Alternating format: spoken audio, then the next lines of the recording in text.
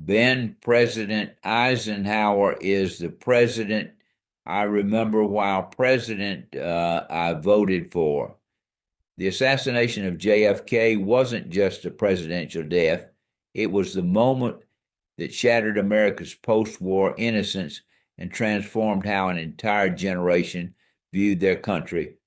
Let's dive into why this 1,000-day presidency still echoes through American history.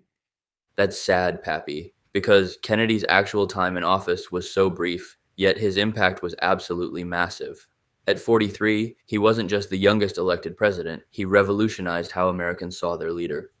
And what's really striking is how quickly he had to grow into that role. Just think about it.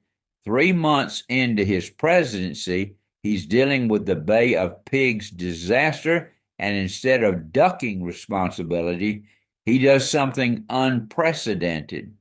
Right? He went before the American people and basically said, "This is on me." His approval ratings actually went up after that failure, which tells you something about the power of presidential honesty. You know what's fascinating? That disaster might have actually prepared him for the Cuban Missile Crisis. By October 1962, he's literally preventing nuclear war. The pressure must have been unimaginable.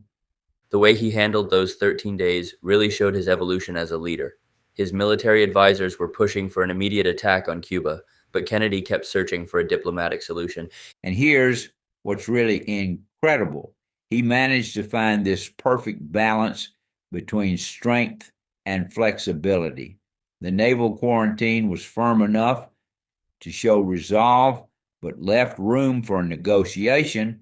Then he secretly offered to remove missiles from Turkey while maintaining this tough public stance. That crisis really changed the whole Cold War dynamic, didn't it? The hotline between Washington and Moscow, the nuclear test ban treaty.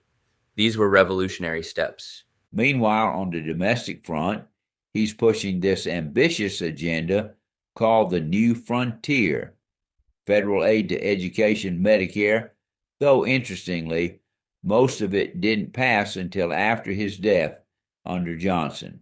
His evolution on civil rights is particularly fascinating. He started pretty cautious, but by 1963, he's giving this powerful televised address calling it a moral crisis in America. That speech was a substantial political risk. His advisors warned it would cost him the South in 64, but he gave it anyway. And all this while he's challenging America to reach the moon within the decade. That famous speech at Rice University: "We choose to go to the moon, not because it is easy, but because it is hard." It really captured something essential about his leadership style, didn't it? Exactly. He had this unique ability to connect these big initiatives to American values and identity. The space program wasn't just about beating the Soviets, it was about proving what free people could achieve when they dreamed big. So, what do you think is the most enduring aspect of Kennedy's legacy? I think it's this idea that politics can be about more than just managing problems. It can be about inspiring people to reach for something greater, whether it was civil rights, space exploration, or nuclear diplomacy.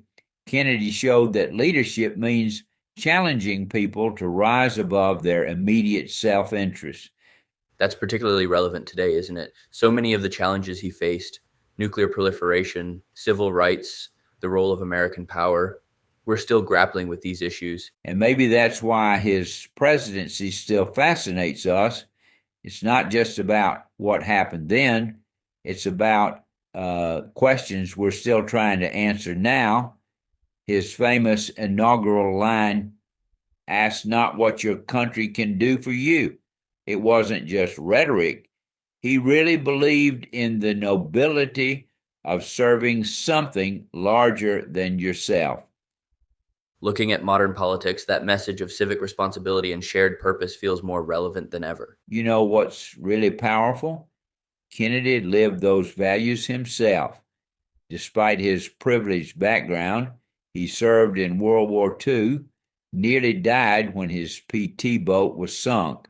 He understood that leadership meant putting yourself on the line. And in the end, Pappy, that's what makes his assassination so devastating. Not just the shock of the event, but this sense of possibility interrupted.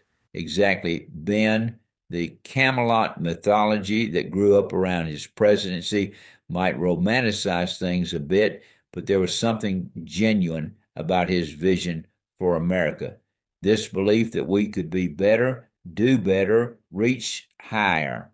Even 60 years later, that vision still has the power to inspire.